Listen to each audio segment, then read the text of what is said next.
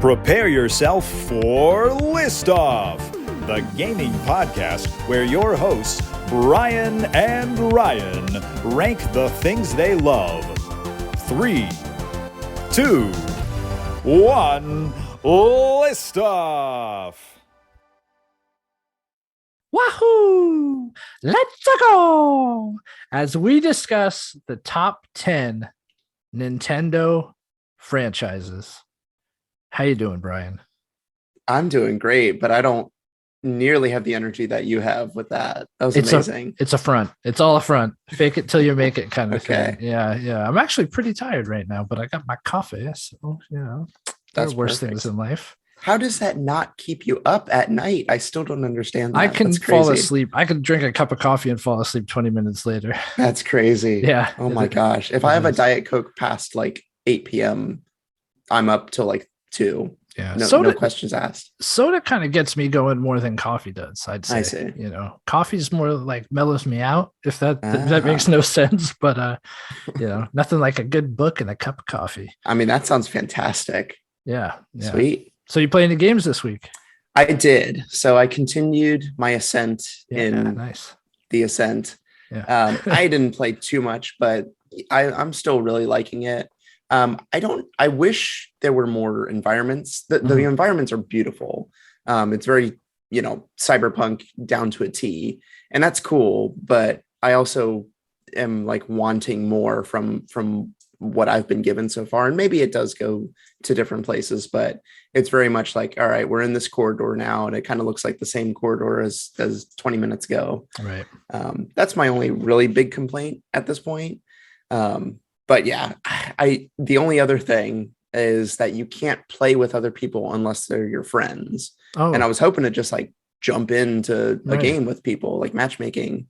I guess I could go on to like a subreddit and post my Gamertag and do it that way. But that's a little more convoluted than I was willing to do, because I hear the game is a lot more fun if you're playing with like 4 other people. Yeah. But I haven't tried that.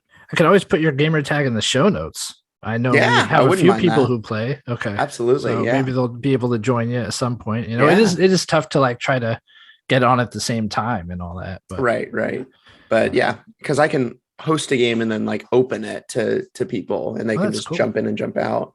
But I am Manishbee on most platforms, Xbox included. One word, right? Manishbee, Manishbee. Very cool. So yeah. So what is it? I know it's just Manishbee. Have I not told the story? I don't know if you have you, and maybe I forgot. I don't know. I don't know. Well, we'll buckle in because here's the entire story.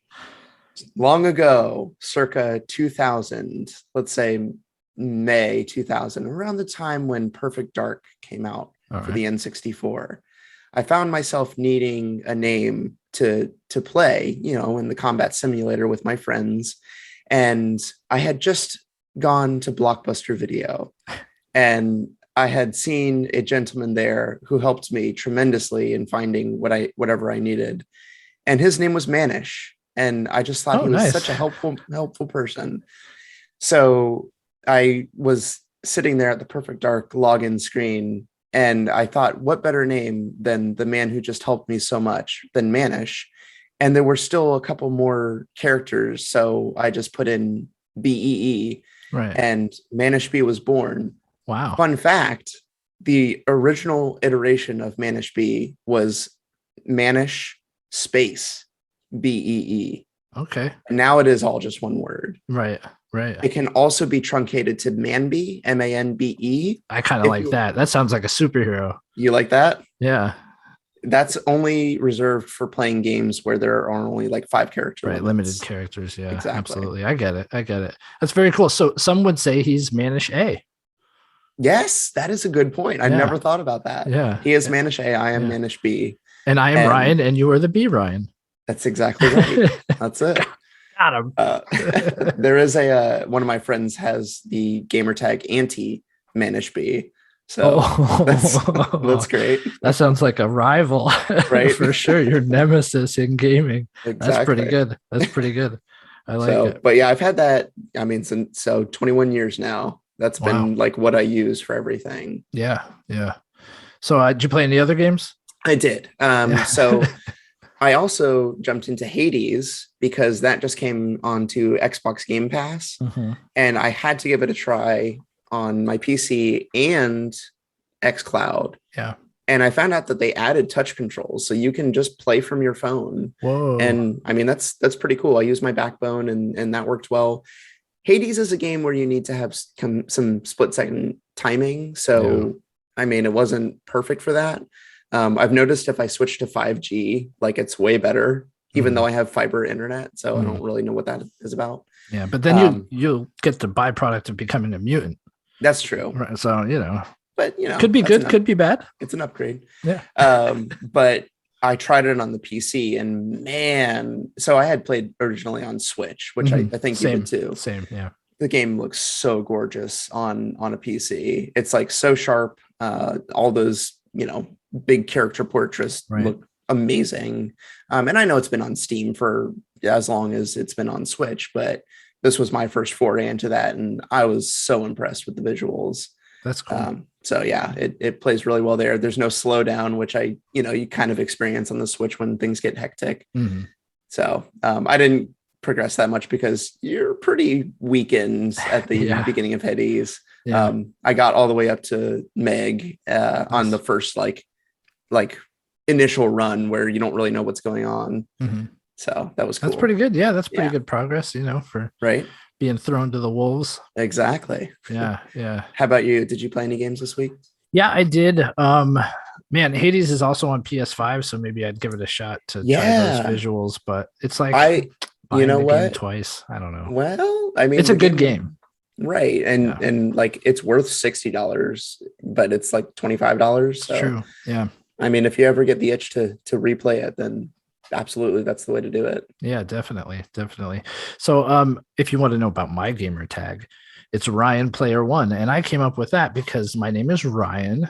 And whenever I play games, I'm typically player one. So there you go. It's also kind of a play on Ready Player One. Okay, that was my initial thought. Was that? It has not always been that. I've gone through many a gamer tag. I see. Yeah. But isn't it challenging to like think back, like what's my login for this if you didn't really? Yeah, I'm sticking with Ryan Player One. I used to be like Graybeard on a lot of things because I'm into like Middle Earth lore. And I also have a gray beard. Oh, no. Well, part of it anyway. Just a tad. Yeah, just a tad. Not all of it. No, not all of it. Give it time. It's an inevitability, right? But speaking of games I've played, my story is much less interesting than Manishbee. I did play a little bit of like Dragon Ball Fighter Z, a little bit of Chivalry 2, and a little bit of Everybody's Golf. But really, the majority of my time was spent with Miles Morales on the PS5. I dove back into that to do some of the end game stuff, and it's a beautiful game. It runs so well, and it's funny when you're playing through the game and kind of just mainlining the story, you don't tend to take your time. But doing some of this cleanup, I decided I was really going to explore the city a little more because it very much is that those kind of errands are what's left, right? And you really notice the reflections and ray tracing and everything when you're just like walking down a city street. It's an incredible looking game. Oh yeah. And it's still a ton of fun. I don't know if I'm going to platinum that. I'm just messing around because it's fun. There's a lot of tedium in platinuming a game, but I'm still enjoying it, so we'll see. Do you think I should play that game? 100%. I bought it. I just haven't played it yet. Yeah, that's right. You did buy it. I never bring up those things. How you're always like, oh, I started playing this game, and then you never talk about the game again. I know. I tend to like never bring it back up either. Like, hey, I get it. We all go through these phases as gamers, and some games just don't hit. But you should definitely give Miles Morales a fair shot. So for me, the problem for me is, why would I play on this old peasant console when I have a PC? And like, if I'm gonna play it, I want to wait for the PS5. Honestly, yeah, I get it. Totally understand that too. But the PS4 is not a peasant console. Oh man, PS4 is glorious. It takes all fibers of my being not to throw that thing in the trash every day. Yeah, right. It is the console with the best first-party games possibly in history. Oh, possibly. You might be right. Yeah. Oh my gosh, that would be a good list, wouldn't it? Yeah. Like, yeah, we could think of how to word that, but that would be Yeah. a good list. Other than that, I also played, gosh, now I can't think of it. Metro Exodus. It is the sequel to Metro 30, 20, 35, 33, something like that. There's like a dozen of those games, and I don't know the order that you're supposed to play them in. The cool thing is, I actually read the book they're based on. It's Dmitry Glukowski. I think he's a Polish writer, maybe Russian. God, that's terrible. But it's translated from the native language it was written in, and it was an okay read, a bit hard to get through, very, very long book, but the lore and the world that it takes place in is very cool. So I wasn't all that unfamiliar with this. It's ironic that I've read the books and not played the game. Metro Exodus, I've only played about an hour or two. It's a lot of fun. Very cinematic, surprisingly so. There's little gameplay bits here and there, but for the most part, the story's happening around you, and it's not a cutscene type of game. Everything is experienced from first person. Everything you go through happens organically, and it just cuts from gameplay to these things happening around you or to you. And it's a really good looking game. It's a lot of fun. If anything, it's kind of shedding light on the fact that I totally prefer third-person games to first-person games. Really? Yeah, I don't know what's happened. I used to love first-person games, but I just feel like I am at a point in my life where I don't get the same enjoyment from a first-person game than a third. I know it's weird, right? That's interesting. People tend to associate first person with more of an like you're experiencing it. Right, and especially with the VR stuff. I wonder if VR soured me on it though, right? Because I love VR experiences because I am experiencing it. I am interacting directly. It's a one-to-one, and it just feels a little cheapened when I'm using a controller instead of just moving. Right. So it may actually be because of VR that when I'm using a controller, I prefer to see the thing I'm controlling.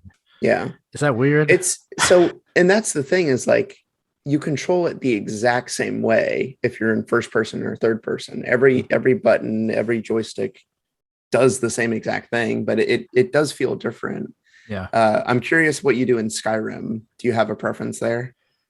Yeah, I played first person in Skyrim predominantly. Do you think you would play in third person now? I'm not sure. I'm not sure I'll ever play Skyrim different. again. Oh yeah, totally. Yeah.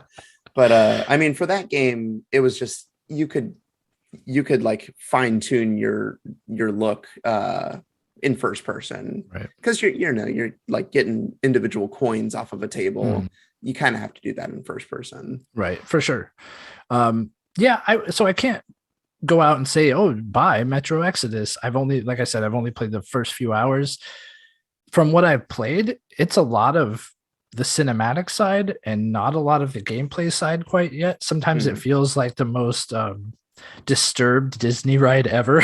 Oh, geez. If that makes sense. There's one part in particular that you're not, you're kind of controlling, but it's not really. And all these things are happening around you. And it's just like, wow. Right. Like this is really a twisted Disney ride right now. But it's a beautiful game and I'm having a fun with it. It's $9. So if anything I just said piques your interest for $9, it could be worth it. By the end of the game, I'll let you know. Isn't there a new one that is coming out or just came out? This is the one that just came out. This really? is the one that came out like a year or two ago. No. Yeah. So the Xbox showcase a couple months ago had a new Metro. I'm pretty sure. Yeah, I'm not sure. Yeah, anyway. I don't know, but so far I'm enjoying it for sure. Sure. Also, got a library card and downloaded the Hoopla app because my library participates in Hoopla.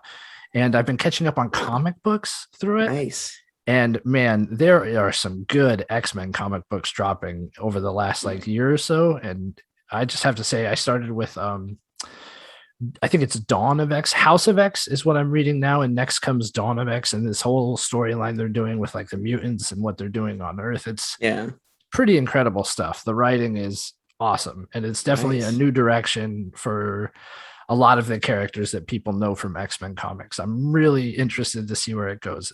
The story is actually something that's currently going on too.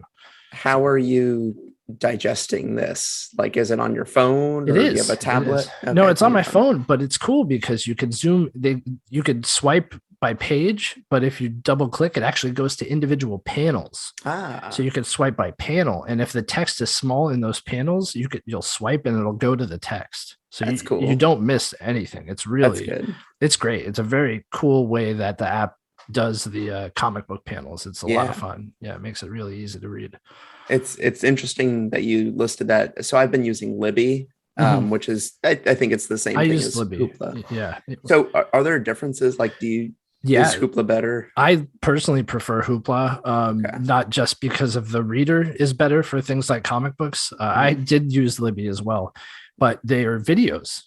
You could do the audiobooks on Libby, I know, but I don't think Libby does videos. And you could it does electronic, like downloadable movies through Hoopla. Yeah. So you could get movies streaming to your phone through Hoopla. Wow. Yeah. That's kind of cool. It is pretty cool. Cool. So go to your library, kids. Right. Go to your local library, get that library card, and hopefully they participate in Hoopla. I don't think the library does where you live, Brian. Oh man. That's why I used Libby there. Yeah. When I lived there, I used Libby, but anyway. Sure. So you want to get into this? Yeah, absolutely. All right, let's do it. So once again, we are doing top 10 Nintendo franchises.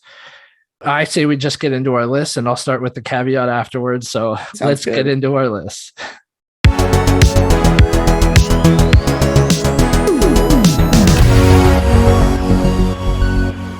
So yeah, top 10 Nintendo franchises. Man, there are a lot of Nintendo franchises out here. It was pretty eye-opening. I looked at a list just of all of them in alphabetical order. Same. And incredible. Like, oh, geez. Incredible. Like over 150. Right. And it was just, wow. And then I'm going through and I make a list of like easily 20. It was like, how do I cut this down to 11? So I understand that this is just one of those lists that opens us up to a lot of scrutiny. Oh yeah. People are going to judge us for sure. Yeah. This company creates experiences that mean so much to like anybody who's ever touched a video game. So I feel like personally the best I could do is make the list that's true to me. And I'm sure you did the same thing, right? Oh yeah. Yeah. So without further ado, let me get into my honorable mention, my number 11. And the series I'm talking about, the franchise I'm talking about is Punch-Out. I knew it's going to come up on your list somewhere. Yeah. The crazy thing is it's 11. So that just tells you how much there was to choose from. Like, there was a lot of meat on this bone. And it's going to get cutthroat. It was cutthroat. There are some that I cut that I did not want to, that I was sure was going to be on my list, but ended up not making the cut. This one did, and it's on the strength of the original Punch-Out. Super Punch-Out's great. The Wii one was fun too, but ultimately my favorite of this franchise. Oh, I forgot to mention, by the way, when we're naming our list, we will also be naming our favorite game from that franchise. So a little bonus for the listeners, but yeah, my favorite from this is Punch-Out for the NES, Mike Tyson's Punch-Out to be specific. This series, I've brought it up time and time again on the show. It has meant so much to me over the years. I still dive in and play it on Nintendo Online, and I could pick it up right now and have a great time with it. And it's just timeless. It's a timeless game, and I wish they would make more. I know Little Mac showed up in the Smash Brothers franchise, and I'm very happy for it. I do enjoy playing as Little Mac. Doesn't quite have that recovery needed for the game, but he's still a ton of fun to play. He's so tiny too. Yeah, but he's packs a punch. Right. But yes, my honorable mention is the Punch-Out franchise. Very good. I wish they would make a new one, but they made ARMS, so I don't see it happening. I think ARMS is the new one, and who knows if they're going to continue with that. Yeah, I don't know about that either. Very good. I knew it was going to come up somewhere, so. Yeah. There we go. I'm guessing we're going to have a lot of crossover here. Probably. Which is okay. There are some good Nintendo franchises, but 1080 snowboarding did not make my list. Mine either. Did not make mine either. Well, my number 11, my honorable mention, is a game that I've only played 2 in the franchise, and there are, I don't know, like 4 or 5, but it is Animal Crossing. And the one that I played, what is his face? just for our listeners, I'm getting a side eye here while you're drinking some water. I'm sure the listeners love this game. Yes. Yeah. Hey, it was, I forget what standing it has, but the Switch New Horizons is like Crazy. third in the number of like sales for games. I bet. Like everyone owns Mario Kart, and then like Animal Crossing is the other one. Man, crazy.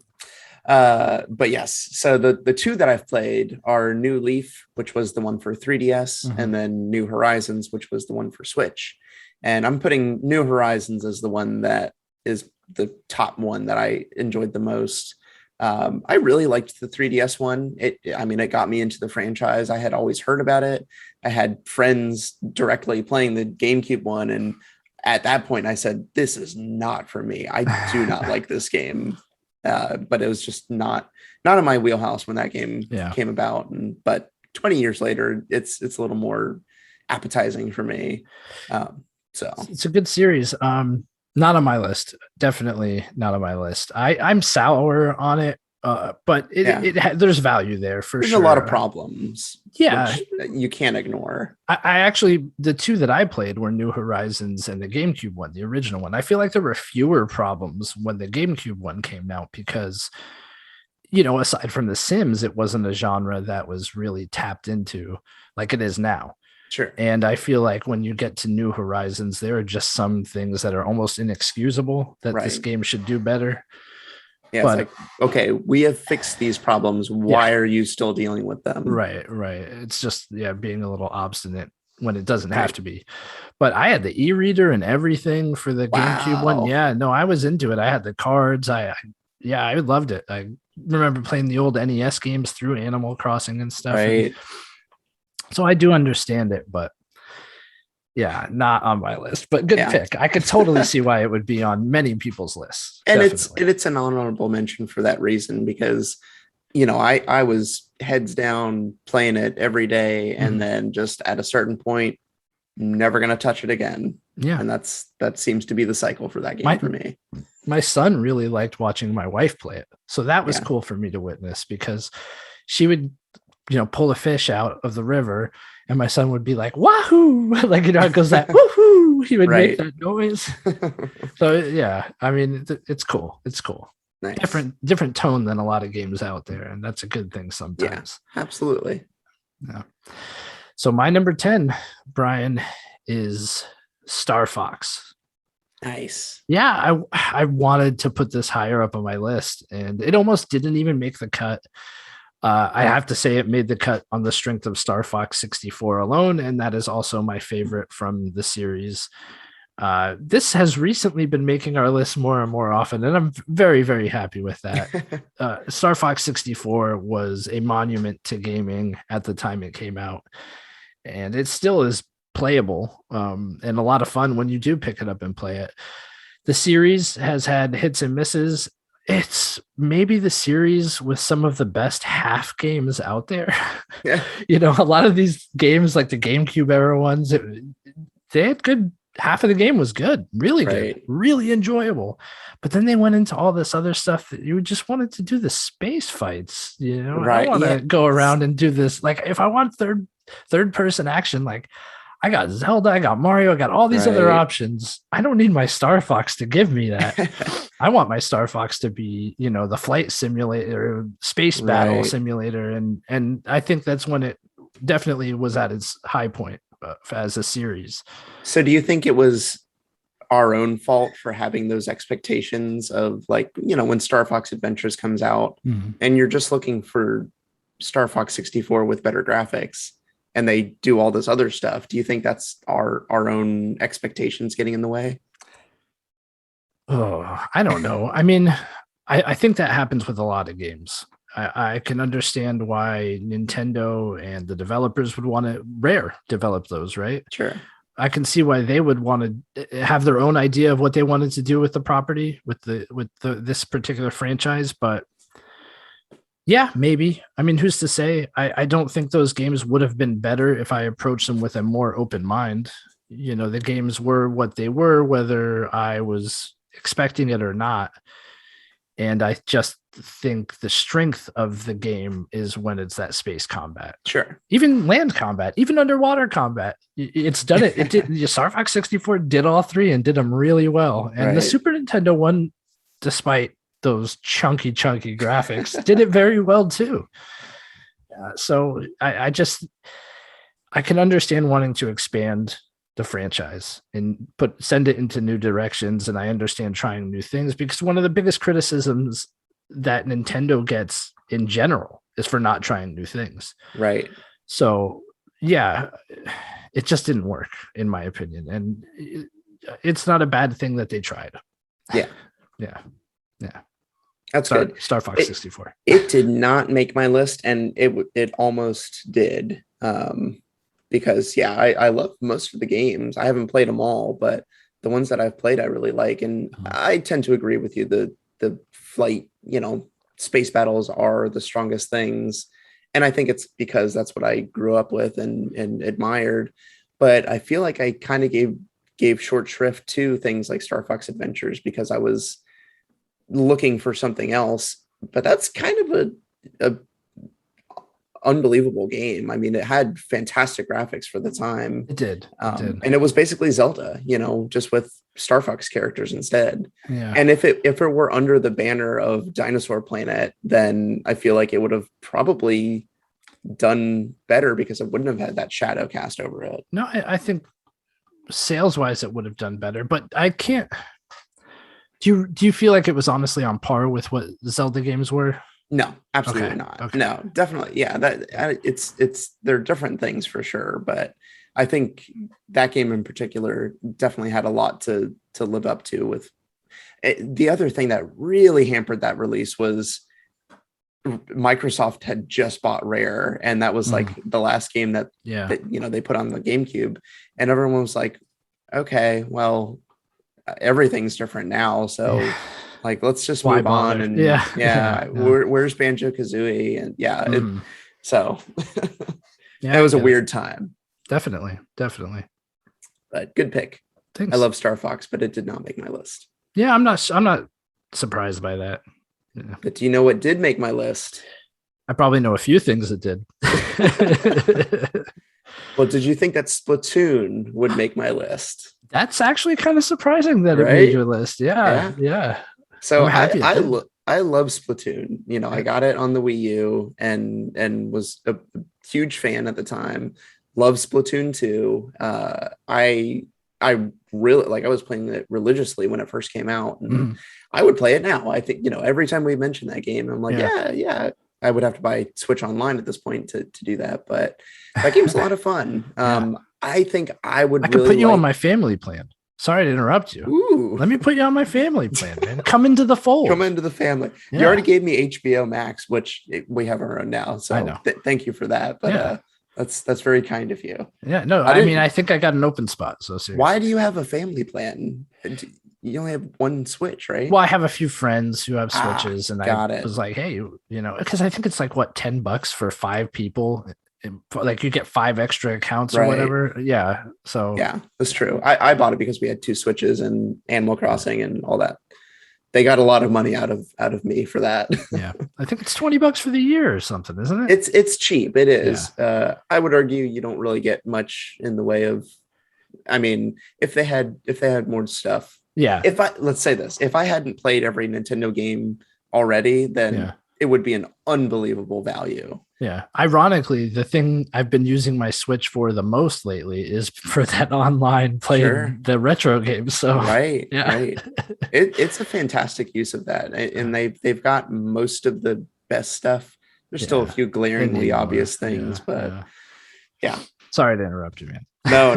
But Splatoon 2 is the game that I'm going to say is, it just does better everything that the first one tried to do. And we have a better control style. Everything is better about it.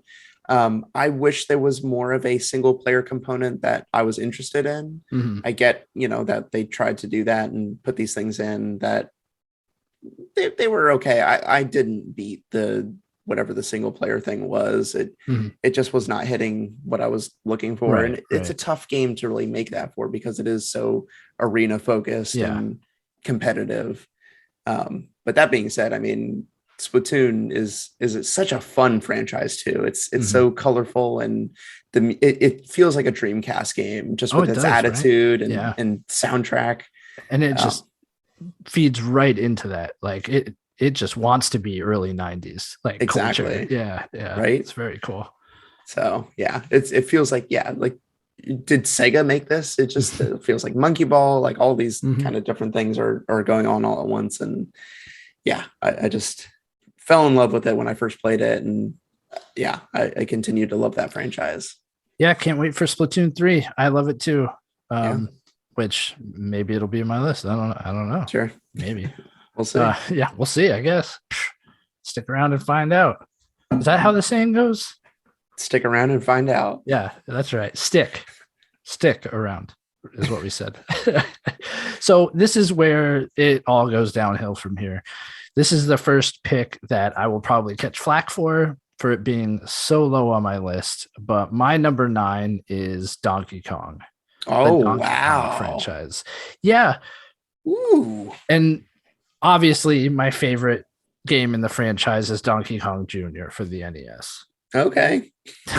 Interesting pick. No, I'm just kidding. It's Donkey Kong 3 for the NES. Okay. No, I'm kidding. No, of course it's the Donkey Kong Country series.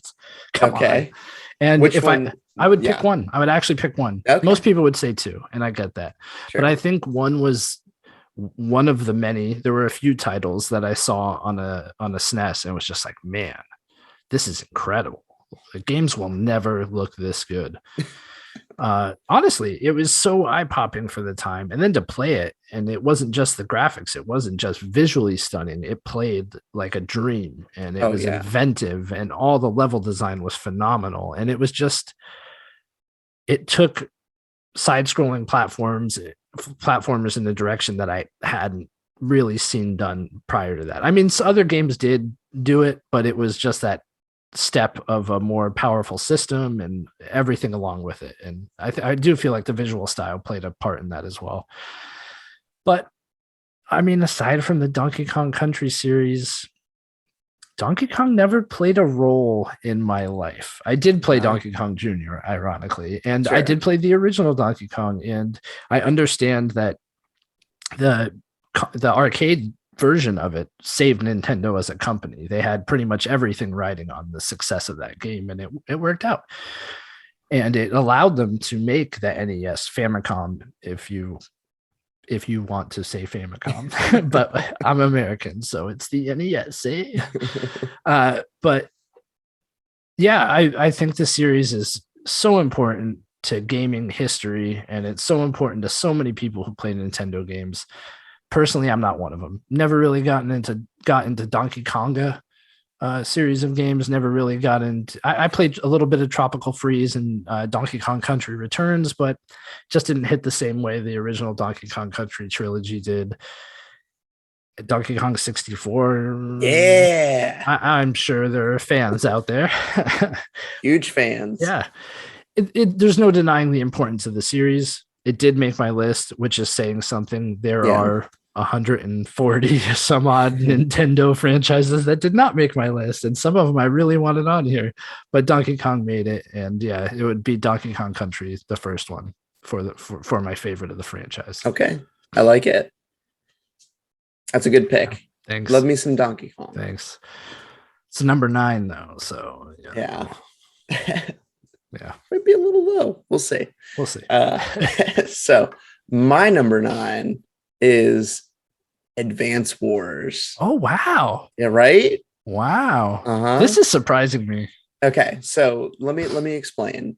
So I saw Fire Emblem on the list of properties, and I was like, I really like Fire Emblem. I don't really like the setting or just medieval stuff about it, and especially, man, I wasted so much time on the Switch Fire Emblem. It was Three Houses. Three Houses. I love the gameplay. I hate the relationship building. That is not for me, and that's like 70% of the game. Seriously, like I was going into it thinking like, all right, well, I really like Fire Emblem games, because I had played Awakening on the 3DS and whatever else there was, and I love that just top down strategy that makes sense. Like, what unit's going to do this to whatever unit. But this game, man, it was like 70% was just the relationship stuff. So Yeah, not for me, I but get that. so what better game that has just the gameplay than Advance Wars? And Now we're with the talking. new game combination coming up, I'm excited again for Advance Wars. And it was one that I put so much time into and loved every minute of it. One of the best games on the GBA.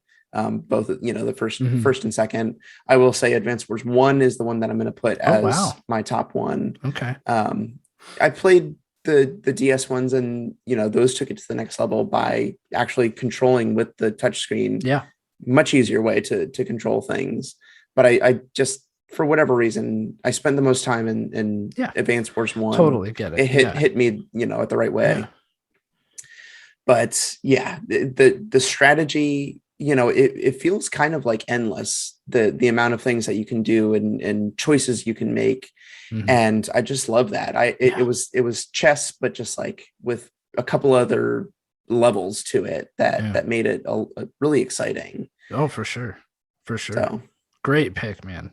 I did not expect this on your list. Yeah, I didn't really either, but just there's a feeling associated with this franchise. Yeah. And Nintendo is using that to their advantage with things like, we're going to charge you $60. You already spent $30 per game 20 years ago. Right. You're going to do it again. So that MSRP never changed. It does not. And like, to buy GBA versions of those games, those are probably like $60 each at this point. Probably, yeah, I'm sure. Yeah, collectible for definitely. Yeah, so my number 8 is actually the Wars series. Advance Wars, Battalion Wars can be included in that. Yeah. Okay, so tell me about Battalion Wars. Did you played it? I did play it. It's not a turn-based strategy. It was it got into third-person action. You would use different factions, and each faction kind of had a strength where it was either like foot soldiers or the Air Force or that sort of thing. It had battles, like third-person battles that took place, and you would interact with them. And there were goals within that battle of like certain things you had to do to win. And I was so excited to hear about it, and then just heard that it was not the same thing. It wasn't. So I completely skipped it.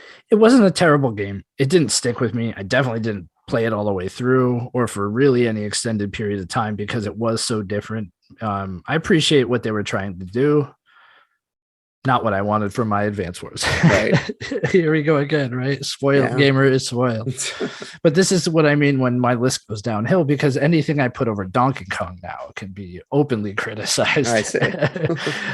Like, who on earth would put Advance Wars over Donkey Kong? Well, I would, so deal with it.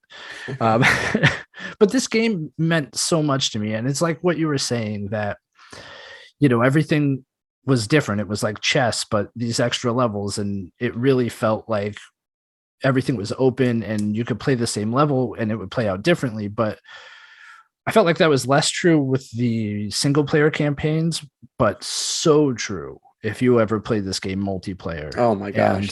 Some of my best experiences with these games is playing multiplayer and passing around a single DS. And that's why Dual Strike is actually my favorite. If we're going with what's the favorite of the franchise, my favorite's Dual Strike. Totally. But passing around a single DS and not knowing what those other people are doing and why they're taking so long and just waiting for it to make it back to you, especially later in the competitions when everybody has 50 troops they have to move or whatever, 40 troops. And man, it's, you could play that 100 times and never have the same scenario play out. And it was some of the best, like any online multiplayer game or local multiplayer game, it forms so many memories that are just, you had to be there moments, because you literally had to be there to know how it all played out. So many people so close to winning, but somebody would swoop in at the last moment with the right kind of troop and take everybody out. And it's just, it was an experience. I love these games. I cannot wait for the package of 1 and 2. And yes, I will pay $60. Take my money, Nintendo. I'd probably pay more than that. Oh no, don't say that. You're gonna give them ideas. Whatever. They don't listen to us. Do they? But no, I hope if you've never had a chance to play these games and you're interested in a turn-based strategy game that really is just the best of turn-based strategy, you give these a shot when Advance Wars 1 and 2 drops, because it's going to be worth your money. It's like a tactics game. For some reason, I group this as strategy and not tactics, but I mean, they share a lot of the same kind of things. So yeah, good pick. That's surprising. Really? I mean, surprising that like we're right there. Yeah, that's true. In the in the same line as each other. Technically, it's one higher on my list. It is. It is. Yes. But there are so many heavy hitters. Like, oh yeah. How could I put it higher up? Right? You probably felt the same way. I wonder if they'll do more after they see the sales of the what do they call it? Like boot camp? I forget what the it's reboot camp. Reboot camp. That's it. No, I hopefully too, and that's why I will happily buy it. Like if this can lead to more Advance Wars, I'm in 100%. I might buy a bunch of copies. No, I'm just kidding. I love this series that much. Right? I'll buy 100 copies. Oh my god! Every person who likes this series bought 100 copies. No, I'm just kidding. That'd be insane. It would be insane. Who has that kind of money? All right. Well, my number 8 is, I think, going to surprise you again, because it is a smaller franchise, but one that is near and dear to my heart, and that is Pikmin. And I'm going with Pikmin 3 because cool. That one, for whatever reason, I like that one the most. So I played Pikmin. So I picked up a GameCube controller and tried Pikmin, and that's about all I did. I got it on the Wii when they re-released it and loved being able to like fling your Pikmin with the Wii remote. For whatever reason, that was the way to play for me. Yeah. And then I played 2, and then I got the Wii U and got 3, and it was I liked jumping in at that point. It just felt better. It kind of like if for Resident Evil 4, if you played it on GameCube, you're like, yeah, this is great. But on the Wii, like you have these awesome controls and everything. I think that's one of the more definitive ways to play it. So same thing kind of happened with my Pikmin experience.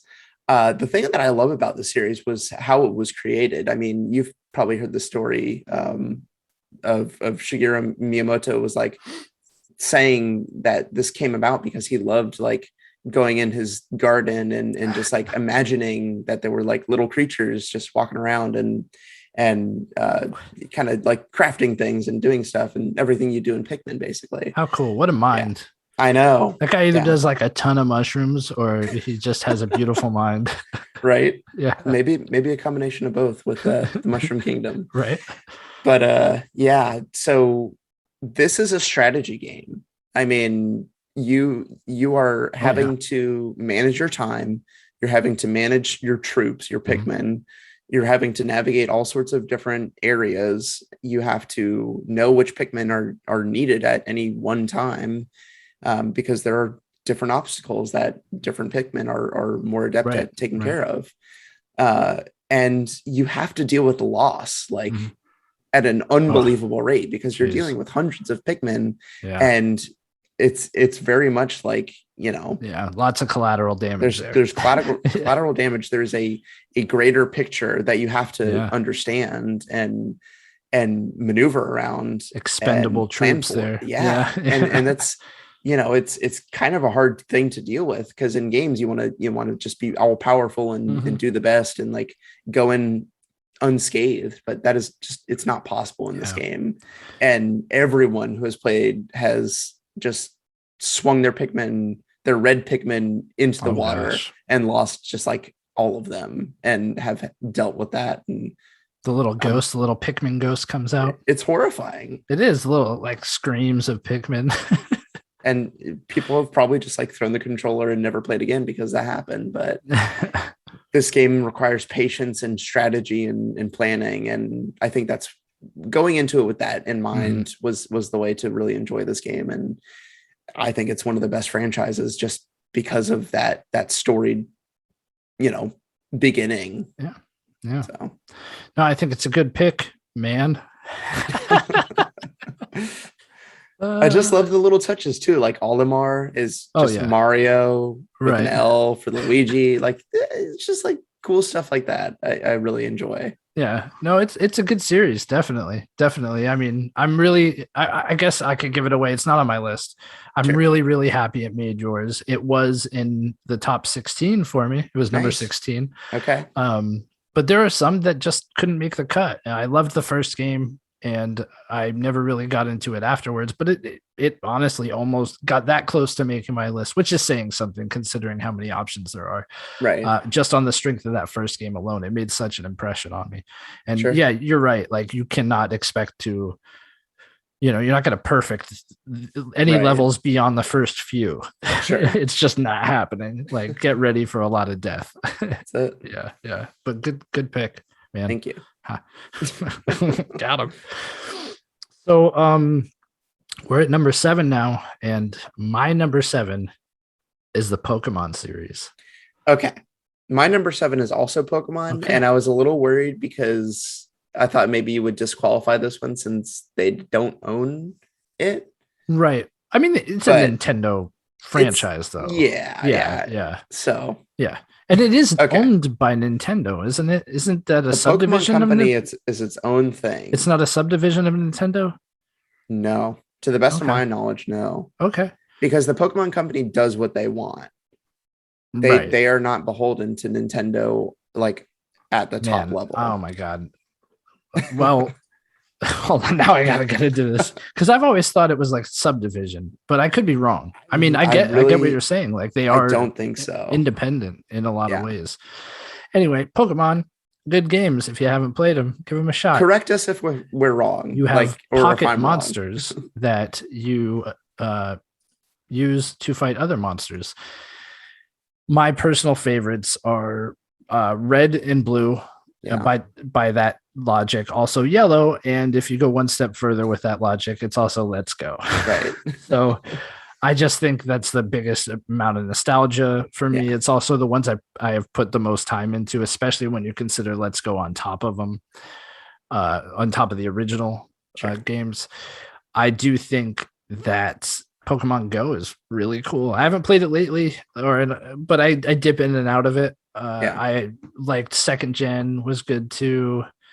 Silver was good, but yeah, I'm not the biggest. I really want to like Pokemon. I do think Pokemon Legends Arceus has the potential to get me back into the series. I really like collecting the cards actually. So that's my question to you. Is Pokemon the games or is it everything else surrounding it that you like? It's got to be everything else surrounding it. I love Pokemon visually. They are the cutest thing I've ever seen in my life. Right. Yeah. I mean, Pikachu, right? Like just want to squeeze them. But yeah, it is probably everything surrounding it. Right. Almost more than it's the games. I mean, the games are a fond memory, but currently I don't play any Pokemon games. Right. So that's not what's keeping the franchise close to me. Right. Yeah. The card game is it for me. Like that's everything. Yeah. For whatever reason. I grew up where my brother collected Magic cards and it was a little scary at the time. And then Pokemon came around and the trading cards, and it blew me away as a kid, just like growing up with that and watching the show and collecting the cards and playing in Pokemon League at Books A Million on Saturdays. All of that stuff was just so much fun. It's just an amazing franchise. For my game pick, it would be Blue. That was the one that I spent the most time in. I didn't really go past that first gen on the games, and like I played a little bit on other consoles and played a lot on the 3DS with what were the ones on 3DS that X and Y. So I had Y, and then the Switch games. But yeah. Did you find out some juicy information? I did. So the Pokemon Company is an organization owned by Nintendo, Game Freak, and Creatures Inc. So it is owned by 3 companies. Wow. So is it like split three ways equally? Or? They all share ownership of the Pokemon franchise. I don't know if it's an equal split. Right. I don't know if I'm going to get into that right now because Sure. I probably have to read this whole article. So I think Pokemon is the biggest franchise in the world. Yes, I believe it is. Yeah. Which is insane to think about. That's crazy. It is insane to think about. God bless them, man. They built a monster. They did. They built hundreds of monsters. 151. Well, that's the original. That's all you acknowledge. No, come on. Like there are so many now. I don't even know how many. I think, are they over 1,000? I don't know. I couldn't tell you. I really honestly couldn't. They hadn't been, I think, before the Switch, but I don't know. Yeah. Good question. So I guess it's number 6 now, right? That's it. Yeah, number 6. So moving into my number 6 is Super Smash Brothers. Probably higher up on a lot of people's lists. I love this game. I mean, honestly, top 6 Nintendo franchises. We are getting into the meat and potatoes here, people. Like this is the cream of the crop from here on out. And Super Smash Brothers is no exception. It is a phenomenal game. The series itself is phenomenal. I probably have to say Melee is my personal favorite. It's the one I sunk the most time into by far. The new one, Ultimate, is very much the ultimate version of Super Smash Brothers. I just didn't put that much time into it. Yeah, it's the best version that I've put the least amount of time into. There you have it. That's about the same thing I could say there. Yeah, it's, what do I have to say? It's everything you want from a fighting game. It's all your favorite characters, and even outside of Nintendo now getting involved, it's like a dream come true, something you never thought would happen growing up with the NES games. And I couldn't be happier that this exists.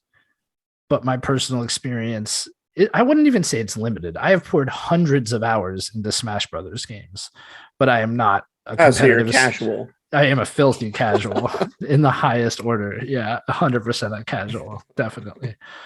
But that's where you want to be when it comes to Smash Brothers. It is because that competitive scene is crazy. Oof. Crazy.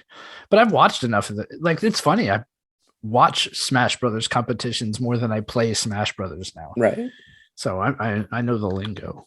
And now you're saying N64? Or oh no, you said Melee. No, I said Melee. Okay. Yes. Yeah, okay. Yeah, Melee. Yeah. That, God, what a jump from N64 to Melee in terms of graphics and control, just everything. Yeah.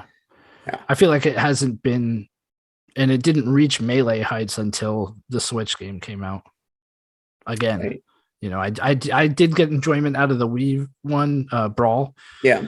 Because of that single player campaign I thought was great. Right. A Subspace Emissary, right? Sure. But I feel like still it wasn't Melee material. Yeah. Till Ultimate came out. Really. Even like from Melee to Ultimate, it's not the big jump that it was from the N64. Right. Roster wise, it's a huge roster jump, wise. Yeah. Everyone's there. Yeah. Imagine you know, the last Smash Brothers game you played was Melee, and you go into coma and you wake up and you're like, oh, Smash Brothers is still a thing. I'll play that. And you see Solid Snake and Sonic and Mega. Man. You're just like, wait a minute, Ryu's in this? Like, hold on, what is happening right now? Yeah. So we have one character remaining. I know. And this will be the final character. I know. Any one that would would even care about at this point? Well, no.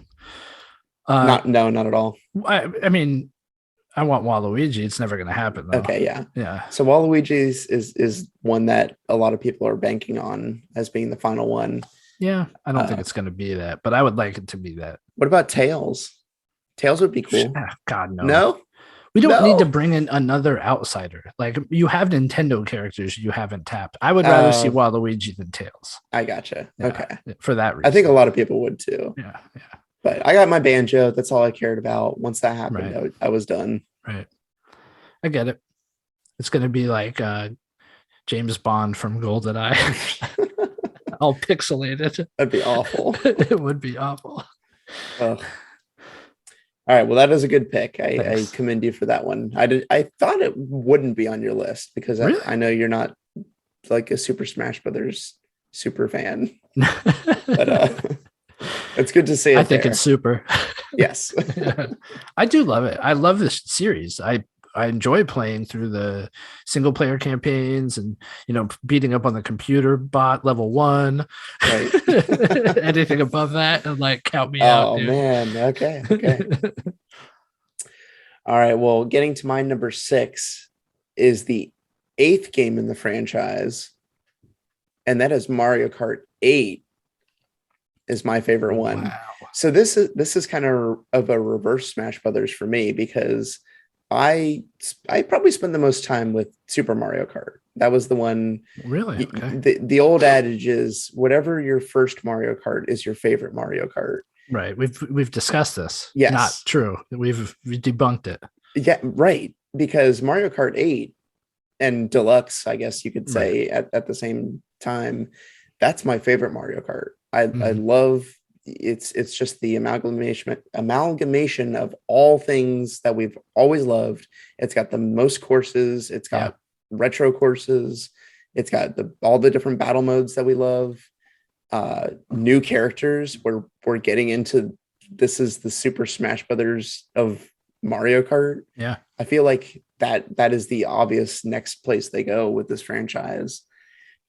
And it's just, it plays so well. The online is fun. You can actually like sit down and you don't have to like rage quit because of lag in a Nintendo online game. I just love everything about it. It's got a good battle mode again, finally. Yeah, exactly. What was Mario Kart 8 the one where they had like you race around the course battle mode? And then in Deluxe, they were like, okay, we'll do the regular. I don't know if 8 had a, gosh, it's funny. I played 8 a lot and I don't remember if it had a battle mode at all. Yeah. I remember, I'm pretty sure this was the game where they had, you could play battle that's mode, right. but it was just on like the course. Yeah. Right, I think you're right. Yeah. No one wants to do that. No. But Mario Kart, huge franchise, pretty much at the start of what Nintendo did and, with the Super Nintendo. And I just, fell in love with this game from that. It's a good pick, man. Very first one. Yeah, I'm going to remain quiet on that. Okay. So moving hold on. One other thing. I was a little concerned about, like, let's say with Smash Brothers and Mario, like those are two different franchises. For sure, 100%. Okay, yeah, no, absolutely. Sounds good. Yeah, we should have stated that at the beginning, but a thing like Mario has sub franchises. Mario Party, Smash Brothers, Mario sports Kart, games. Right? All the sports games. These are outside of the Mario titles. Absolutely, 100%. I think most people would agree with that sentiment. They're separate franchises. Absolutely. Yeah, but no denying the strength of Mario Kart. Moving into my number 5, it is the Metroid franchise. Nice. Yeah, this is maybe the coolest Nintendo franchise out there. It is so much more adult than what a lot of Nintendo franchises are, and that is its strength. It's doing things these other series don't really tackle. The whole aspect of being alone in space is on full display here, and the fear and apprehension that comes along with it. Also, the fact that you're playing as this strong protagonist who isn't fearful of anything out there, it really gives you this interesting dynamic playing when you're like, oh man, you feel very alone in these games, but you have the tools for the job because you're playing as Samus. I love these games. If I had to pick a favorite, and this is like, how do you pick a favorite in this series without angering half of the fan base?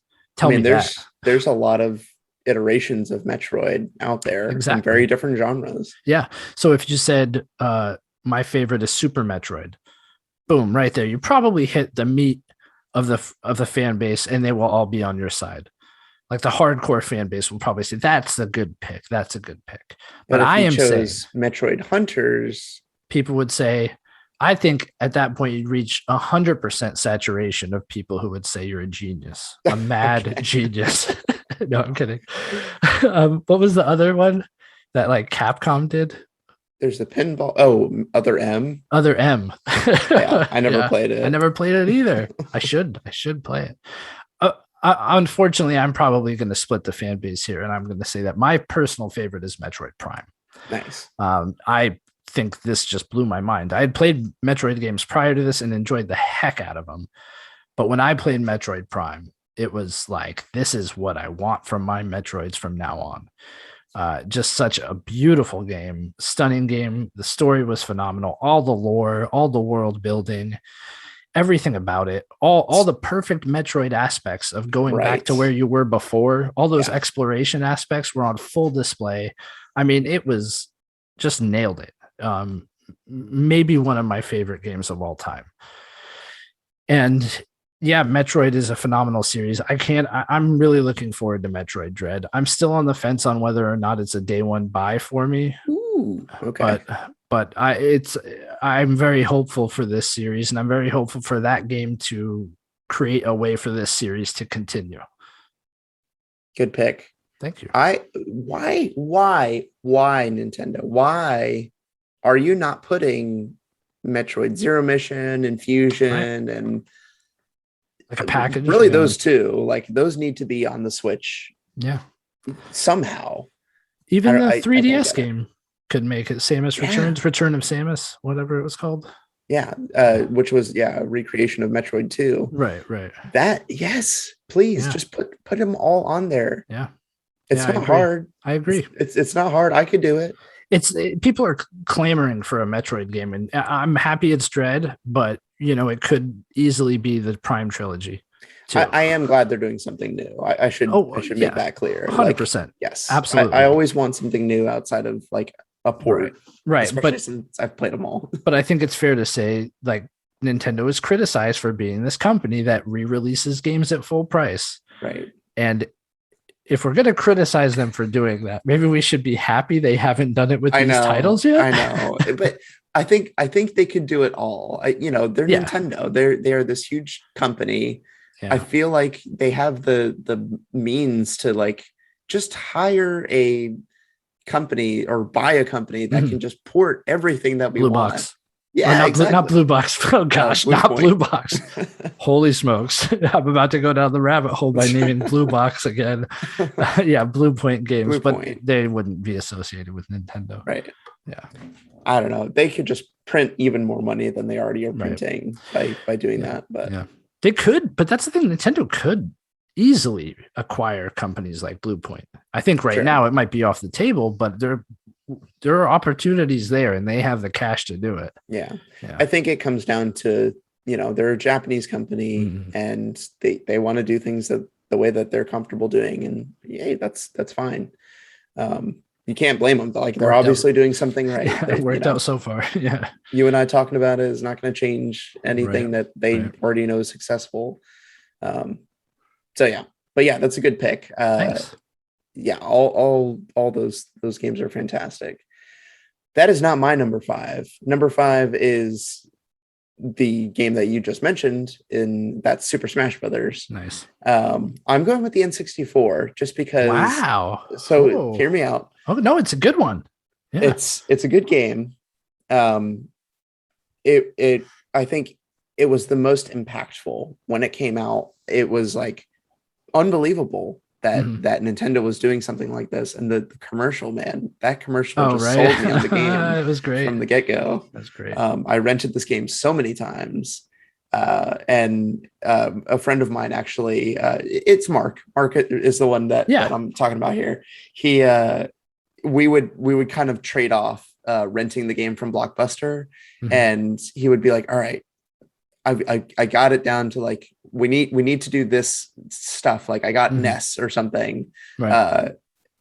Like, you need to go rent it, and you need to get Luigi, or like, however. Oh, that's cool.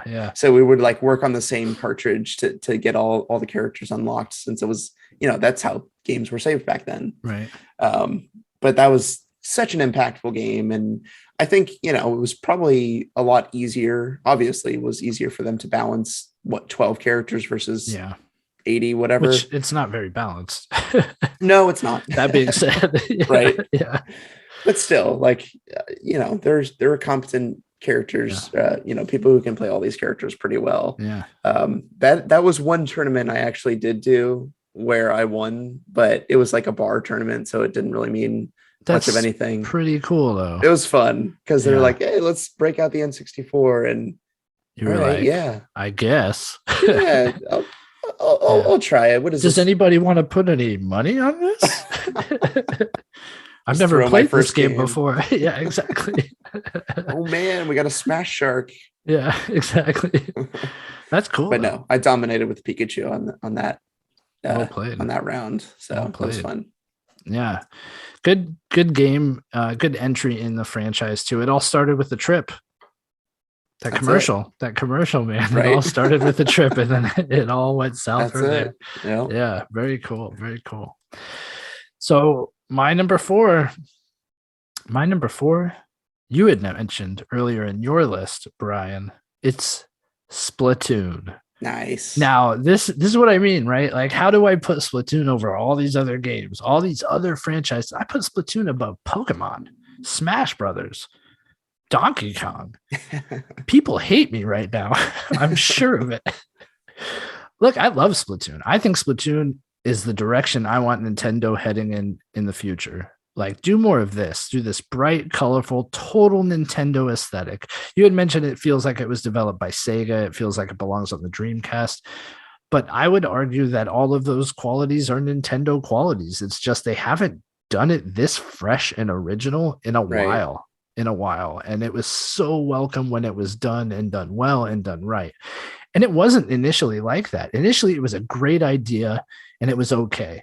But there was so much support for this game that came post-release and the sequel as well, that they made it good. They made a good thing great. And it's phenomenal. Can't wait for 3. I want to see more of this from Nintendo, just new ideas. I'm so happy they built an online multiplayer shooter. Yeah. Like, who'd have thought that coming from Nintendo? And they made it, totally Nintendo. Right. Yeah. The Splatfests, it was immediately something that people clung on to, like, oh, ketchup. Oh, yeah. What? It's mustard, brother. It is mustard. Don't get it twisted. I live in a ketchup house, except my son is a mustard boy, and I love him for it. No, that's just it. But if it was ever a question of mayo, everybody chose mayo because they wanted that white. Oh, jeez.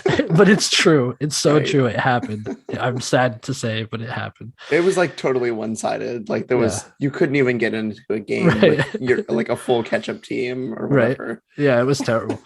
But they made it cool. They incorporated other games into it. Like, hey, are you a superstar kind of person or like a mushroom kind of person? And yeah, it was very cool. Those Splatfests really were phenomenal. It's Splatoon 2 for me for the strength of the franchise.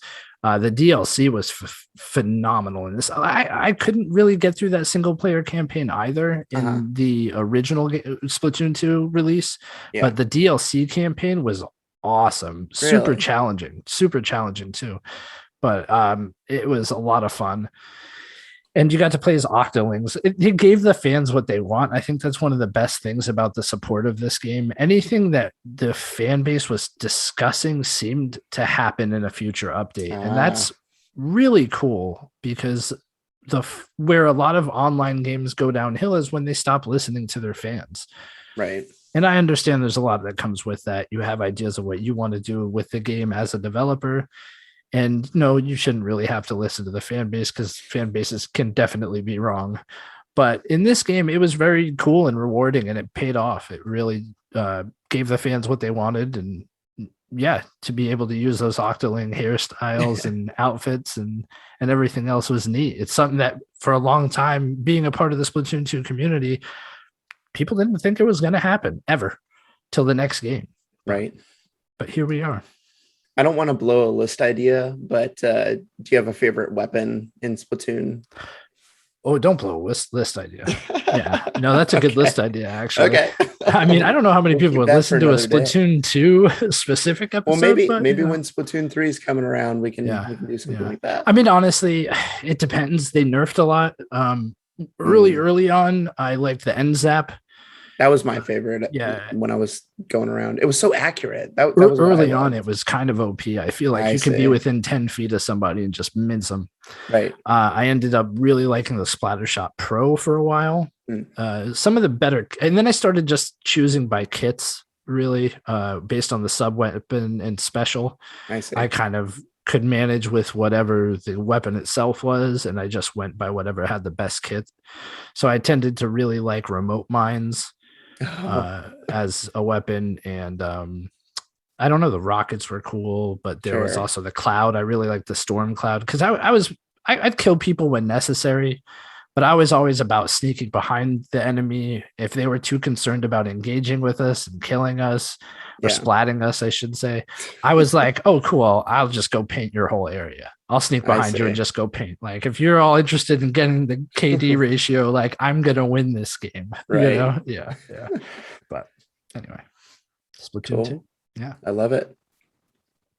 All right. Well, my number 4, and I didn't want to say this before, but I'm following your list just one ahead or behind. I don't know. Metroid is my number 4. And I'm also going with Metroid Prime as my candidate. Nice. And so I've played, I think, almost all of the Metroid games at this point. I have not beat Super Metroid. Wow. It's one of my greatest shames.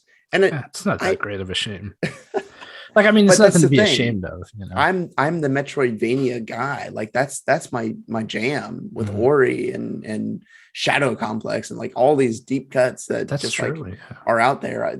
I love being able to upgrade and go to the next place and upgrade and go to the next place. It's just like pure RPG mechanics with the abilities. That's just so much fun. Yeah. And just like thinking like, okay, I got this now. Like, where can I go? Yeah. Where was that place? Right. Yeah. Right. I think sometimes like games are making it easy where it's like, okay, I need to go back to the green door and it's over here. But like Hollow Knight, you have to like kind of think and be like, okay, I have exhausted this whole map, but I'm not progressing. Where do I need to go? And it's that's just what like, I call not fun. Well, but the joy there was, oh my gosh, I've gone through this place 4 times and there it is. Like, I found it. Right. And now I'm going, and just like opening those doors and getting to these new areas. Yeah. That was so amazing. And like you said, Metroid Prime did it in a 3D space, and it did it well. Yeah. I remember just like, that was even more difficult. Just like, oh, there's a full 3D world in front of me. And like, I don't even know if I can get up there, but that seems like the way I'm supposed to go, but I don't have that ability. So it felt like a planet too. Oh yeah. Which is just wild. You felt like you were on this planet, legitimately on it. It was cool. It was just so cool. Man. Yeah. I really like those games. I did not put too much time into Metroid Prime 2 and then even less time into 3. I would absolutely love a trilogy to gear up for Metroid Prime 4. That would be awesome. Yeah, I put some time into 3. 2, I probably put the least amount of time into out of those 3 games. Just I found really early on the whole light dark mechanic. I did not like it. I don't like the like constant damage thing. Like, get to the next safe spot. I was like, dude, this is not what I want from my Metroid Prime game. And I feel like I didn't give it a fair shot. I hear you. Yeah. But great pick, great franchise. No denying it. I thought it was high for my list, but it's nice to hear that it's up there on yours as well. I mean, I think this is one that Nintendo themselves struggle with because it doesn't sell. They don't sell that many copies of these games, but they're so like, we have an entire genre that has the name Metroid in it because they're so prolific. But Dread's gonna sell, I'm sure of it. I think so. I think people are they've many Switches out there too, right? Like, it's not, there were games released on systems that weren't in a lot of hands, right? Or were in the wrong kind of hands. That's absolutely true with the Wii, right? Like, exactly. Like, oh yeah, we sold. Your grandma's not going to buy Metroid Prime 3. Sorry. Yeah, exactly. Yeah. They're saying that with Skyward Sword. That's sold. I'm pretty sure it's sold more already than the original? entirety Yeah. of the original I'm Skyward not Sword surprised to release. hear that. I'm not Right? surprised to hear that at all. But good pick, man. So number three, my number three, Brian. Are you ready for this? Prepare yourself. I'm ready. Prepare yourself We're because getting down. it is the Mario series Okay. at 3 for 3. Nintendo franchises. Crazy. The golden goose. Right? Crazy, right? That is their golden goose. That is their boy. Like the man of every hour of every console. Mario is 100% They just made Nintendo. a theme park about him. Oh my gosh. I'm so happy you brought that up. I watched video, and I'm not being sarcastic when I say this. I watched video of somebody walking through the warp pipe that leads you into the park and like looking at the park and all the sounds, and they went around it with their camera. I'm getting emotional talking about it. I am not kidding. I got chills and I teared up, and it was like, I am not prepared to physically be at this place. It means that much to me. That's how much Nintendo means. Like, that's why I don't take this list lightly. And I want to express that my choices are mine, and it's because they mean that much to me. Like Nintendo is not something that I want to get wrong when we make these lists, but it's my list, man. And like, yeah, that theme park, seeing it, it's like, it's an emotional roller coaster for me. So did Star Wars do that for you? It was great. Star Wars was excitement. This was like, I can't believe what I'm seeing. Right. This was like, man, this blew me away more than that. And I love Disney. I love Disney theme parks more than anything. But Star Wars was cool. I felt like I was living in the Star Wars universe, but it never choked me up. And this was a video of somebody else walking through it, and I couldn't believe it. But there's a lot of other baggage there, like a lot of familial ties and things like that. Sure. So, but yeah, man. Yeah. So anyway, my number 3 is Mario. If you had asked me a year ago what my favorite game from the franchise is, I hope people really understand the emotion behind this, because I would have said Sunshine. And people would hate me. Oh, I know. Trust me. I get it, man. I get it. But I loved Sunshine. Absolutely loved it. And I don't think it's half as bad as people make it out to be. I think Sunshine was gorgeous and bright and beautiful and had the best like sub levels and bonus levels. Well, Nintendo asked you very kindly to spend $60 on it, and you refused. I did. And I would have gotten 2 extra games. You would have gotten 2 extra games that you didn't care about. It could have easily been 64 too, Mario 64. But look, I honestly think Sunshine is still my number 2 out of the series. After recently playing it again, and I would highly recommend everybody check out the episode I did with Keith from the main quest. I am going to post a clip from that episode later in the week. It's about a 30-minute snippet of what we recorded regarding Super Mario Brothers 3. That is my favorite game in this franchise. I think it's just so inventive, and it took what was there and put it in directions that are still being seen in games today. I mean, we're still seeing things like different suits for Mario and all these things that were because of Super Mario Brothers 3. Yeah, I mean, I can go on and on and on, but honestly, I would say listen to that episode. Wait till the clip airs later in the week, and then if you like what you hear, go check out the main quest and to hear the entire episode, because I have a lot to say about it. Yeah, it's a deep dive, and I have a whole lot to say about this game and what it means to me, and just how good it is. Nice. Yeah. That is not an incorrect pick for top Mario game. Which one? Sunshine? No, Sunshine is incorrect, but yeah, I know. But Mario Brothers 3, Mario Brothers 3, you can't get mad at that one. Yeah, thank you. Very good. Mario at number 3. That is bold. I'm sorry. I'm sorry, everybody. So here's my number 3. If you're still here, here's Brian's number 3. Yeah. My number 3. I think people will be happy. This is squarely where this one should be. Donkey Kong. Yeah, my number 3. It's more of a number 9, but yeah. Yeah, no, there's too many good games out there. If you're saying that you played Returns and Tropical Freeze, but you didn't like them, or I liked them. They were fine. You liked them. Yeah. They were fine. Okay. Tropical, I think both of them were great directions for the series, and maybe it was when I played it, but it just didn't grab me like the original Donkey Kong Country games did. Sure. I think they did a really good job of capturing what was special about the original trilogy. I am putting Tropical Freeze as my number one in this franchise. Could definitely see why.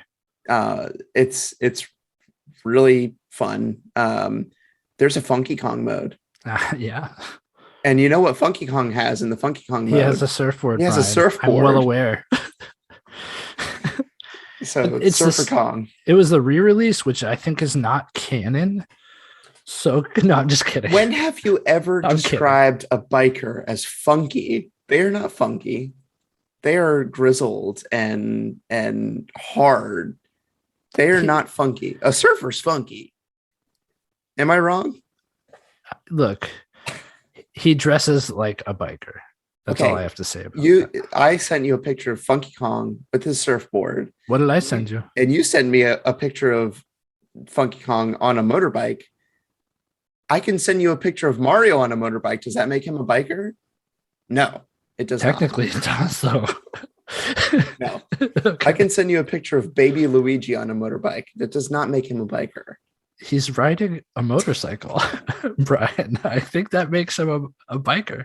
All right. Well, the whole Mushroom Kingdom's messed up because baby Mario can have a doctor's degree. So that's true. Who knows what's going on? Yeah, I don't know.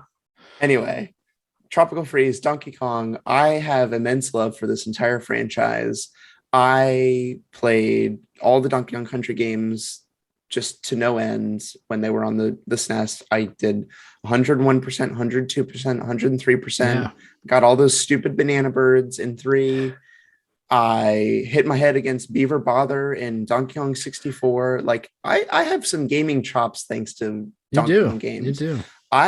For Donkey Kong 64, Beaver Bother was the hardest thing for me to do. And that's including the fact that you have to play original Donkey Kong in 64 in that like creepy castle kind of place or Frantic Factory. Yeah. It's difficult. It's not the easiest thing. I guess, yeah. Anyway, Beaver Bother is harder than that. I want to see that. That's my challenge to you. I want to see you play Beaver Bother. No, you don't. Nobody wants to see that. Look, I'm not criticizing you. That is some serious gaming chops. That's right. Yeah. So, but yeah, Tropical Freeze. I don't. There's just they got the co-op right in those games. You know, you had co-op in all the other games, but I want to play Donkey Kong at the same time as someone. I don't want to just like take turns. Right. So I think that elevates them a lot for me because I had a lot of fun playing through those with an extra person. Yeah. So, yeah. Great pick, great franchise. I had a feeling it was going to be higher up on your list. Right. Couldn't put it on mine. Couldn't do it. Yeah. Yeah. It's okay. So we're number 2 here. And Brian, my number 2, as you may have guessed, is the Mario Kart series. Okay. Yeah. Okay. This is the best co-op multiplayer game I think that Nintendo makes, period. And I absolutely loved Mario Kart 8 Deluxe. I am totally interested in the augmented reality Mario Kart. What's it called? World Towards the app. It's something circuit or whatever. You're talking about the real life Mario Kart thing? Oh yeah. Okay, I cool. want to play it. I want to play it. It looks great. It looks like fun. I think the entry price is a bit much for me at this moment in time, especially because I would want to play it with somebody else, and that just doubles the price of it. Right. But yeah, no, Mario Kart 8 Deluxe is a dream come true for the series. It's everything anyone ever wanted from a Mario Kart game. It's going to be interesting to see how they top it with 9, but I think you brought up a good point. They go the Smash Brothers route and you can't go wrong. You start bringing in outside franchises or just people that they haven't tapped into yet from other Nintendo franchises, and they've got a winner. Well, the fact that they've started that, they've opened that door. Exactly. Like, you got to have these people in there now. Yeah. And I also feel like they tapped into having both new courses and old. And there are a lot of old courses that they didn't put in Mario Kart 8 Deluxe that they could bring back. So no, I definitely think there's still a lot of new things they could do with the series. The inclusion of the hover or like grip aspect was really cool, riding on the walls and ceilings and everything else. It's phenomenal. The rubber banding could use a little work. I like to be in first place and not always feel like I'm just waiting for something to hit me on the final turn of a race, because that is what Mario Kart is in a lot of ways. But honestly, it doesn't upset me that much. I feel like if you're in first place to that last turn, everybody knows that you won the race. Weapons be damned. But no, this series is just it's that good. I could put in Mario Kart 8 Deluxe right now, and if it's just me playing, I'm gonna have a great time. If I got 3 other people, we're all gonna have a great time. And the game it's an evergreen. It's the best of the co-op multiplayer online games that Nintendo has out there. Yeah, it really is the cream of the crop. Yeah. That's it. Good pick. I love it. Thank you. Can't wait to get in an actual Mario Kart and drive around at the theme park, right? Cannot wait. Whew. Cannot wait. How many years? When's it being like completed here? I thought it was 2022, but that's too soon. I think it got delayed. Yeah, I think initially it was supposed to be 2022. They broke ground in like 2019 or something. Oh wow! Yeah, really? Yeah. Wow. Yeah. Okay, I had a very different outlook. I was sure it was like 24 or even out to 26, but it's probably that now. No, you're probably right. It's probably, and I might have been wrong. Way off. It may have never been 2022. This may just be me hoping and dreaming. Right. Man, how Nintendo was probably like banking on 2020, because that's when they wanted to have the park open, have the Olympics. Like it would have been so perfect to just get that grand opening, but alas. I almost planned a trip to Japan. Wow. For 2020. Nice. It was like maybe 2016 I started thinking about it because I had heard about the park being built. And it just, didn't work out. Other things came up. It got out of my mind. And I'm kind of thankful it did, because it probably would have never happened. Yeah. All right. Well, on that same note, my number 2, the one and the only, the Italian Plumber. Oh, okay. And I'm going to give you an angry one here. So you mentioned some good Mario games for sure. And I don't have a great explanation for why Mario Odyssey is my Mario game. Oh, I don't feel like that is a correct answer. Okay. Yeah, that game is great. It's a great Mario game, right? Yeah. When it was announced, it felt like, okay, they're doing a Mario 64. Like this is what we've wanted, and I think they nailed it. I think they gave us everything that we would have wanted out of like a direct, let's say, sequel to Mario 64, because we had these iterations with the Sunshine, which was bad, and Galaxy, which was good, and now we're here. We're at Odyssey, and the sky's the limit. I love it. You just said I said some good Mario games, and then you said Sunshine was bad. Sunshine was not bad. Stop, people. Let's just say I don't want to play it ever again in my entire life. I'd play it right now. I would love it. If Nintendo said, all right, you have to buy the Super Mario set, whatever it was called, 3D All-Stars, and we won't put Sunshine in there, I would pay $120 for that. Oh my God. You're brutal. Odyssey's terrible pick. Brian doesn't know what he's talking about. No, I'm kidding. Yeah. No, I mean, Odyssey, it's such a joy to play. Definitely. But I want to hear what you have to say about it. No, Odyssey is phenomenal. It had been maybe since Galaxy that I hadn't really sunk time into a Super Mario Brothers game. Sure. And did you play 3D World? I did. Okay. But yeah, I guess that's not true. I did play 3D World. I did put a pretty good chunk of time into it, but Odyssey ate my time up when it came out. Like I went deep into that game and I loved it. I thought it was phenomenal. The platforming in it is just terrific. And the way you can string jumps with Cappy, and man, they do a lot in that game. Man, mastering that, like, I don't even know what you call it. Yeah, the hop. Triple jumping off your thing and diving. And like the wall jump to the hat jump to the wall jump again. Yeah. Right. You had to do that for some of that like gambit at the end. Yeah. Yeah, and it was really cool, really great game. And I would find myself just looking at 2 points with a big gap between them and saying, I think I could do it. Right. And just trying it over and over again with all the Yeah. different like cappy jumps, like and getting so close and then finally getting it. And it's like there's no real point to any of that. But I would just like wanted to see if I could. And exactly. I would try and try again until I did achieve that. And that's how good the platforming was in it. It's a great pick. It is a great pick for a Mario game, definitely. And I think that the thing that a lot of people point to is that game did a phenomenal job of just keeping you playing by like teasing the next activity. Yeah. You would get a moon, and then the way the camera would just like position itself, you could see the next one off in the distance, or you could see something interesting, and it just led your eyes to like the next thing so well. Really rewarded exploration too. And you remember that dinosaur from the trailer? Yeah, it's in the first level. Like, don't worry about it. We're making this cool right off the bat. Exactly. It's a good pick. Definitely. Without further ado, Brian, I say we get into our number ones and wrap up. Let's do it. All right.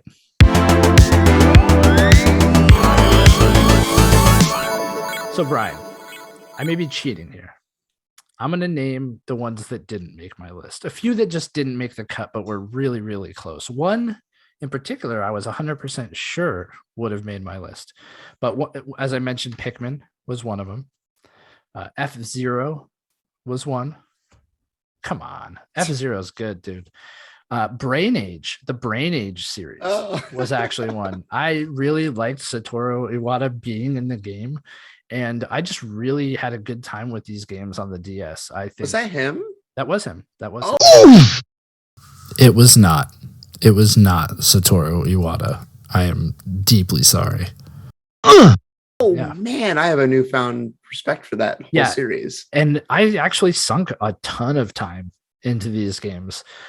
They were just very quick and fast and easy to sink hours into. It was like one thing after the other the other. Very WarioWare, but in like an intellectual way. Right. And it told you were getting smarter, which was cool. It made me feel like a genius. So my list can't be wrong. Another one was Mario Party, obviously.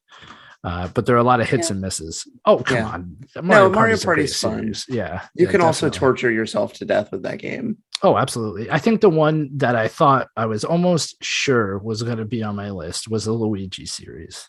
And it didn't make the cut. And it was the Luigi Mansion games, but also they did that new Luigi Brothers U and all that. Yeah. The year of Luigi. That was the year of Luigi. Exactly. What a horrific time to be alive. I'm so glad we lived through it. I love Luigi. He is the best Mario brother. And I was sure that was going to make the list, but there's just too many good ones out there, and too many that mean a lot to me. And I think with that lead in, it is time to talk about the one that means the most to me. And if I had to guess, the most to you as well. Yeah. And it is, of course, The Legend of Zelda. Chameleon Twist. Oh. Go ahead. Chameleon That's Twist. Awkward. No, yeah, it is awkward. Pilot Wings. Right.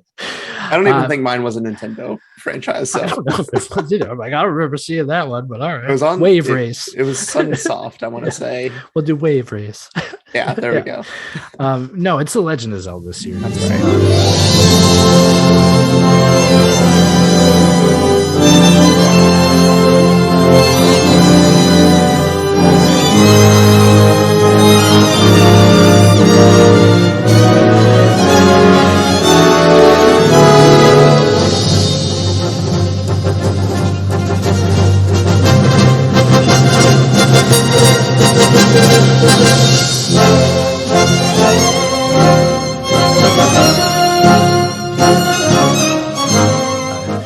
Gosh, this is the best Nintendo franchise. I understand people are everybody has their favorites, and who am I to tell you that your favorite is wrong? It's not. But for me, it just doesn't get any better than Legend of Zelda.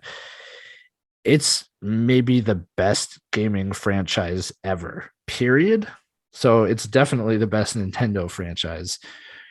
If I had to choose a favorite from the series, actually, this came up when I was guesting on another podcast, and I had mentioned that these probably are my favorite games. And if I had to pick one, I would say that, oh man, my heart says Wind Waker. My brain says Breath of the Wild. But the one that made the most impact on me was probably Ocarina of Time. So your gut. Well, but with all that being said, I'm actually going to say my favorite's Wind Waker. Okay. I tend to lead with my heart, and this is no exception. Wind Waker was just, I didn't really get caught up in the disappointment that was there on release. A lot of people were very upset they didn't get another dark Legend of Zelda like Ocarina. And look, I'm going to be frank, when we did finally get that with Twilight Princess, I thought it was okay. Right. As far as like the whole Zelda library goes, I think, that might be kind of middle of the pack, maybe like top third, maybe. God, that really sucks. Twilight Princess is a great game, but there's just a lot of great games in this franchise. And Wind Waker for me is the one that just blew my mind. The whole lore behind it of the flooded world. Spoilers for Wind Waker, I guess. Oh, yeah. But then the final battle in the original Hyrule, when you first go down to the original Hyrule and everything's kind of frozen in time, and then you pull out the Master Sword, it is like the best Master Sword moment because you're finally down there and you're finally uncovering truths about the world you live in, right? You're just this boy in the beginning who wears this green tunic because it's what people do. But then you go down and you get the Master Sword and everything opens back, everything returns to color in Hyrule, and you get to fight these things that cause so many problems for you. But now you have the Master Sword and all of a sudden you're like a total badass. It's just one of the best gaming moments out there. Yeah, I don't know what else to say. What can you know what it is? What everybody out there knows what Legend of Zelda is. I'm gonna let Brian take it away and share his 2 cents. For me, it's the Wind Waker though. So I think there's just a passion behind Zelda that is just like second to none. It means different things to different people, and I think that everyone really has something to like. If it's got a hero, it's got a strong female hero. Zelda, give us Zelda. Let us play a Zelda. Right. Enough already. It's her legend. It is. Yeah. It's just that good versus evil. It's a very simple like premise that is easy to like bring people through on this incredible journey. It's that exploration. You want to talk about, another Miyamoto, like this is his baby. This is him saying, just exploring Japan. Yeah. This is what he created with that feeling in mind. And he has given that to all of us. Yeah. The exploration that video games as an entire medium have come to enjoy is because of this vision. And it's a type of game development that everyone seeks to incorporate into their games. And when games like Zelda come around and do it so perfectly, Breath of the Wild, yes, we've been saying for 6 years, you see that mountain, you can go to it. This is different. This is, Skyrim said that. Breath of the Wild made it like an entirely different possibility. And you actually wanted to do it, and you didn't have to clippity clop your horse at a 45-degree angle and struggle jump and awkwardly. That was not enjoyable. This made it enjoyable. This made it a video game. And once you got to the top, and there was like an inch of stamina like left on the bar, and then you finally got there, and then you just get to jump off, and just like everything. You want to talk about exploration. Yeah, there was so much. Sorry to interject. I know, No. But there was so much. It's always rewarding, Right. Whatever you found at the top of that mountain, it was something cool. Whether it was just a little story, like an abandoned camp or something, or a weapon, but there was always something that made it worthwhile. And a lot of people crap on the climbing mechanics of Breath of the Wild, but I thought it was like a very fun mini game. Actually, I mean, the rain made it not as fun. But it would have been good if there was an item that negated that. Yeah, absolutely. That's the one thing. Breakable items, whatever. I have my Master Sword now. It doesn't really matter. But yeah, you can never, even at the very end when you're just like rip roaring across on your motorbike, that rain, a little bit of rain just ruins your day. I mean, you get to the point where your stamina can negate it, and you can time your jumps to where you like jump and slide a little bit and then keep climbing and then jump and slide a little bit. And you end up gaining over time, and if you have enough stamina, it doesn't matter. But yeah, it is a bit much. All that to say, Ocarina of Time is my choice. This, man, I said it when I first started playing the game. This is the best game I've ever played, and that game did not disappoint. There's just like the exploration is off the charts, the story, like I think this is I love your passion for Wind Waker, but Ocarina of Time had a story that was unparalleled for me. At every turn, like I was interested in what happened next and what Link was going to do and what all these characters were like. There are so many people involved and all the sages and just every single person in that game has a story. And if you want to look for it, it's there. And it was so meaningful.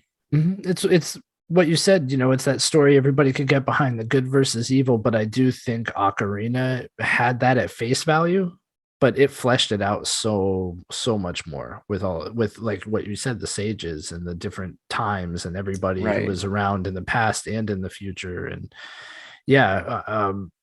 it was a very easy story to get into for the good versus evil, but there were nuanced characters there and nuanced relationships too, even for Link, even for the lead, leaving the forest and all his friends behind and things like that. And you really do leave him behind. You have a moment. Oh my gosh. Before you leave, and like, you don't see her again for quite some time. And then it's a whole different story when you do. Yeah. Just on that bridge. Saria? Yeah. Saria. Yeah. Leaving. Yeah. Giving that last look and then just running away and the camera just stays there. Oh my gosh. Yeah. Yeah. Incredible. Phenomenal game. Phenomenal series. Yeah. Definitely. Good list, man. Woo. Yeah, good list.